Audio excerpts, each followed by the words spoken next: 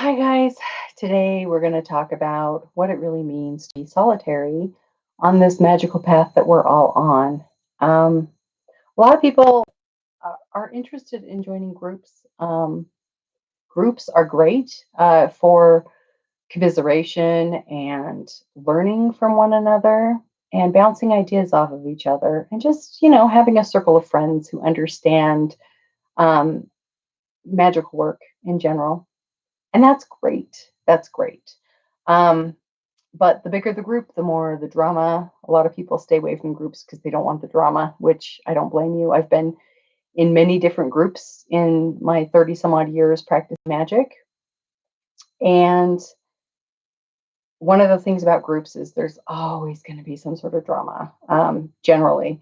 But depending on the group and the size of it, uh, really dictates how much drama there actually will be. So there's that to consider with a group.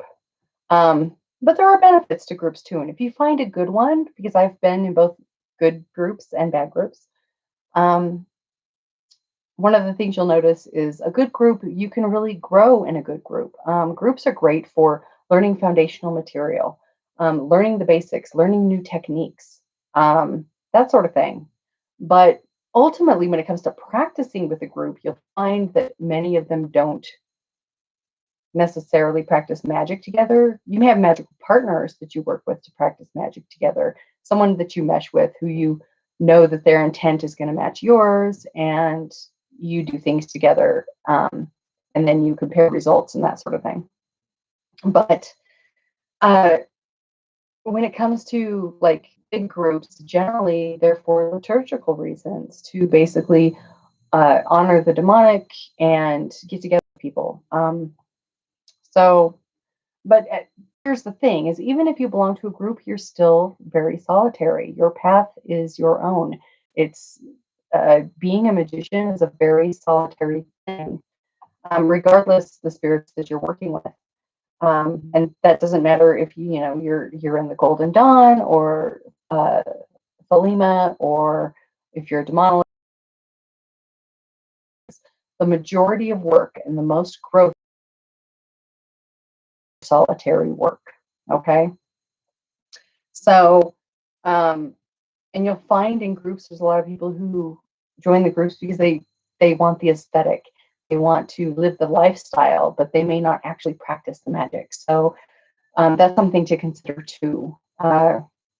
Groups that heavily vet their members and only allow in people who they think will be a good fit with the group, that may seem very exclusionary. They vet their members and only allow in people who they think will be a good fit with the group, that may seem very exclusionary and maybe even, snobbish, whatever. But there's a reason the good groups do that, is because they want to keep the group where everyone is like-minded and everybody has the same needs and the same goals. People who are more at the same point in their spiritual path. Then you'll find groups that have people of all different levels, but even then, it's still about you. There's nobody that stands between you and the forces that you're working with. No middleman required in that. And when we're talking solitary work, there's a reason we have, the whole keep silent thing about your solitary work. Some people believe that power shared is power lost. Other people believe that it's nobody else's business what they're working on. Some magical work is very, very personal. And there's revelations you don't want to share with anyone else because it will point out all of your shortcomings, all of the things you need to work on. You don't want to share it willy-nilly with just anybody because someone could use it against you in some way. And if you're vulnerable, that's not going to be a good thing. So we're all solitary by default as magicians. So, um, a lot of times we'll ask in groups, "Oh, are you practicing solitary or with a group?" Well, ultimately, everybody's solitary. Not everybody's with a group, but everybody is solitary in that respect. One of the things I do, I mean, there's online groups like on Facebook and stuff like that, or private forums and all of that. Those can be great for, again, learning new skills and talking to people and maybe bouncing your ideas off of them or getting input on something that you're working on. Um, that's great, but you want to make sure you trust the people. You want to make sure, first of all, that they're all initiated in the tradition that you're initiated in. And unfortunately, online, anybody can pretend to be anybody that they want. You don't know their efficacy as a magician. So there's a lot of people out there who like to spout all sorts of advice and everything, but when it comes to actual practice, they're not really in the arena doing the work. Okay. Um, but you don't know that. You don't know that. And then, of course, you have a lot of people who are performance magicians. They're constantly posting all the rituals they do online or whatever. And when they're doing that for educational purposes, that's one thing, because, a lot of magicians will do educational performance type rituals, or they'll take pictures of altars that are specifically set up to educate people, or that are more public altars that it's okay for people to see. But you'll find that a lot of the really serious magicians don't share their work with just everybody. Okay. And there's a reason for that, because it's very personal, and no two people's experience is going to be alike. And you get into these big groups and they can be discouraging, because there's always going to be that one naysayer who knows more than everybody else, who's going to tell you, oh, you're doing it wrong, blah, blah, blah. And they're going to poo poo your questions, or, get upset because you have a different belief than them or whatever, because they feel somehow that your difference in belief or difference in experiences is somehow a threat to their own. And so you can't have a positive, helpful, useful educational discourse in that kind of environment. So the bigger the group, the more likely that's going to happen. And when you get into these big public online groups, that's what happens. That's what you get a lot of. I mean, you get some people who really try to be helpful and they're just trying to share information. And then you get other people who are like, oh no, my way is the right way, and so and so is an idiot, and they just thrive on that negativity as opposed to being helpful.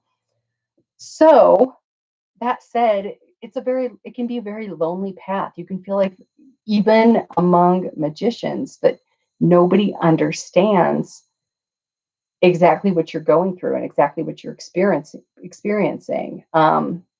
There's different levels of people that you're talking to, as far as experience and everything else. One of the biggest and probably uh, worst pieces of advice I see in these big groups is, oh, well, just ask the demons. Well, you can't just say that to just anyone, because you don't know if they have that foundational knowledge to actually work that communication.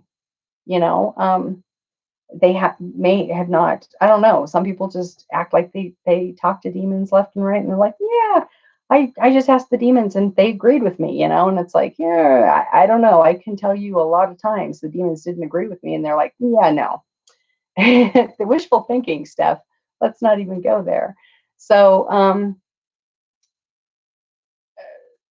don't feel like, first of all, that you have to join a group or share your magic with everyone else or be a performance mage. Don't feel like you have to do any of that. But use groups for what they're intended for, and that's just to learn. Sometimes you can learn a lot just by sitting and listening instead of asking questions or whatever. And then make sure when you're asking questions, you ask very well thought questions. Like a lot of people will ask in these big groups, well, I saw this demon and he looked like this, or is this how this demon looked to you? Well, the answer there is probably not, because you ask 20 different magicians if they've ever seen Belial in their mind's eye and what did he look like, you're going to get 20 different descriptions generally. You may get a few that like match or close, but um, you're not going to get like a lot of agreement. You may get some agreement for people who want to feel like they fit in and go, oh yeah, that's exactly what I thought too, or whatever. And you don't know who's saying what. So when you're talking about when you're talking about your solitary work with other people, it's best to share it between people that you trust, people that you've developed a relationship with, people where you kind of know their background. If you can verify it, if you know them in real life, that's a lot easier. Um, a lot easier because, as I said, online, I mean, that's just the way it is. How you can verify another person's experience in that sense. So, just some things to think about, but don't be upset if you can't. So you don't know how you can verify another person's experience in that sense. So, just some things to think about, but don't be upset if you can't find a group. Don't feel like it's wrong to be solitary. It's not, because we all are. And, just use some good judgment when you're online sharing your personal work and your personal experiences. I mean, unless you're actually teaching, and a lot of people do, they'll show people how to do things. And I think that's great because it really does help solitary magicians learn from other people. And I think that's great because it really does help solitary magicians learn from other people and kind of see how other people are doing things. And that can be really helpful. Um, but that's just kind of a few of my thoughts on the subject matter. Go ahead in the comments below and tell me what you think about being solitary or not, and what you've learned from the experience of being solitary. And let's keep the discussion going. Thanks, guys.